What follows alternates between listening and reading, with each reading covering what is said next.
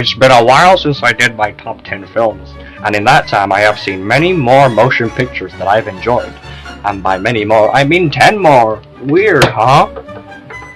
So, Cookie Boy 011 presents the top 10 films of all.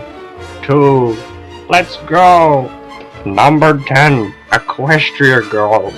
During the time in which I was a brony, the dark times, I was worried about this film. It looked like total horse shit.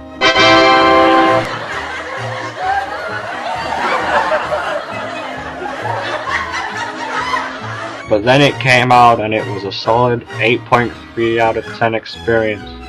Boy, I sure do love me some Monster High. I mean My Little Pony. Silly me. Number 9, Marmaduke. You like dogs? I know I do.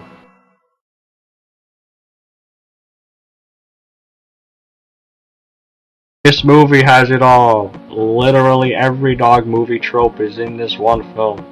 How did they do it? Turning a comic strip nobody cared about into a movie everyone would forget was just genius, I gotta say. Number 8, Hellbeimer Fish. From an animation studio nobody has heard of comes the film that most people remember for some reason despite never really remembering it. I mean, what is this film? I was surprised by how many people I know are aware of it. It's not even bad really, just sort of whatever. Next, number 7, Food Fight. This fucking shit is really good. I like Poop Rat, Black Guy, Tits, Nazi, this thing.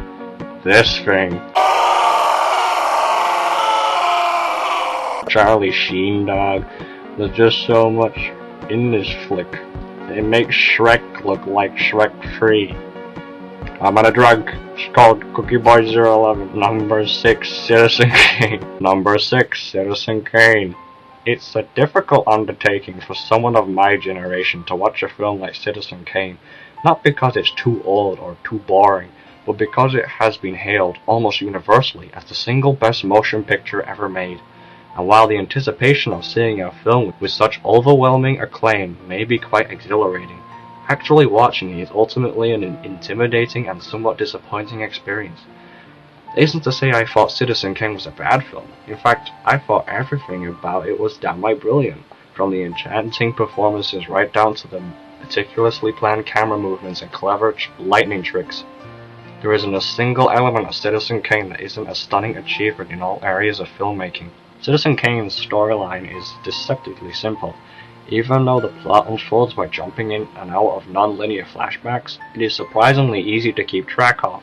The straightforwardness and relatively fast pace of the story are what make it seem intimidating, because everything moves smoothly along without any standstill.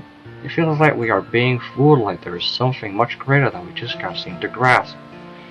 As a first-time viewer, I knew from its reception that there must be something that separates this movie from all the others, something buried within its simple plotline that everyone else has seen, but that I just could not seem to get a handle on. And then, during those final frames, that something was revealed, and it all began to make sense. To me, it was the moments of confusion and uncertainty followed by a sense of enlightenment and appreciation that made watching Citizen Kane such a meaningful experience. But no matter how great of a movie Citizen Kane really is, it can never live up to one's expectations, although I do feel that it is deserving of its acclamation. The constant exposure to its 6 decades worth of hype and praise will invariably set most modern viewers' standards at a height that is virtually unreachable, even if it really is an okay film and that. Number 5, Ratatouille. You know, the restaurant is really fucking good. I mean, seriously, this movie's atmosphere is perfect. I have no problems. It's really good. I would want to speak to the director and tell him how much I want to suck his dick. Fuck me, I want to lick out that mouth. Number 4, Fred the Movie. I love me an experimental film. This one is the goodest. I needed to watch it at least 56 times in order to get the message, and I'm still confused. Like the part where John Cena beats up Fred, or when Fred pisses his pants. What the fuck? Number 3, Spider-Man 3. This is the best example of cape shit ever. I love me some emo Parker. His dancing, his face, his attitude. his face, he's everything. His face, his face, his face, his face. Number 2, Alvin and the Chipmunks 3. I had to choose one film of this trilogy because of the restrictions of my own opinion I force upon myself. Nevertheless, it was a perfect end to a perfect series of movies. Ian Hawke for life. Fuck Dave, he reminds me of myself. Now it's time for the honorable mentions. Darth Vader, Pop Noodles, Ichigo, Pony Porn, and Terrible Taste in Everything Matthew Clark. Now here it is. The big one. The one you've waited for. Everybody's not a flaw to be found. I've never cried at a movie so much. It's so good. Think of any problem with any film. Everybody's doesn't have it. The only flaw is that it ends. Ain't the dogs cute? Like B-Dog? And this one? How about this one?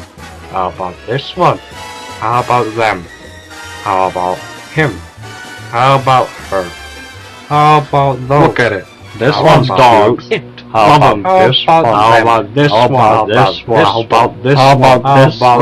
How about this one? How about this one? How about this one? It's coming. What about this one? Look at this dog.